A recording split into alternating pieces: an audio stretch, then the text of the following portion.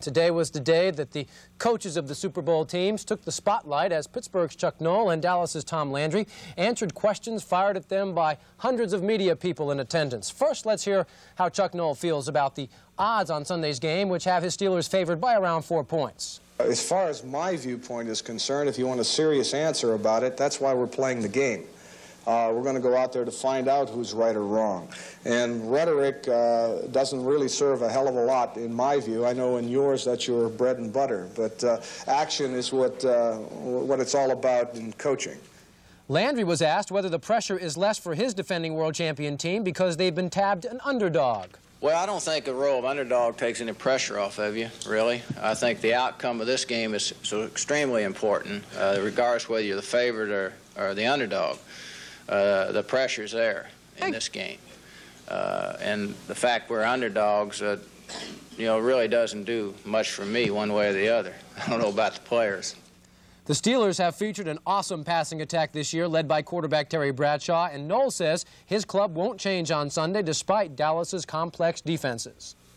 Dallas forces you to do things that are a little different than you would normally do, but I don't think it'll be that different. We'll pretty much stick to the things that we have been doing that have been good to us all year, and at this stage it's pretty difficult to make any radical changes. We'll pretty much go the same way. Finally, Landry compared this year's Cowboy team to the Dallas Super Bowl teams of the past. Our team that beat Miami in the Super Bowl in New Orleans was our most experienced and solid football team that we've ever brought into the Super Bowl, because there was no denying that was the only team that I felt confident that we were going to win the game, regardless of what happened. You can't often say that about a football team, so I would have to say that's the best team so far. This team could be the best team based upon the outcome Sunday.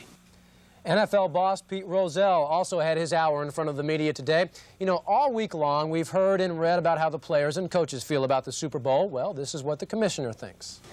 Agony and ecstasy, I guess. It's a tough week. It's a matter of great pride. You know, when 100 million people watch, you take great pride in it. For me, I don't try and draw analogies between football and homosexuality, as some publications have, or football and the war. We are purely entertainment. We don't claim to be anything more. Some people like ballet, some people like opera, some people like movies, and fortunately a lot of people like football. But we're just part of the entertainment business, and try to structure the league in a way to create maximum entertainment for those that like football and hopefully develop new fans. But I don't set any, lofty standards for Super Bowl or try and say it's life itself or use it to characterize what society is today. As far as I'm concerned, it's just good entertainment, and hopefully we'll have good entertainment on Sunday.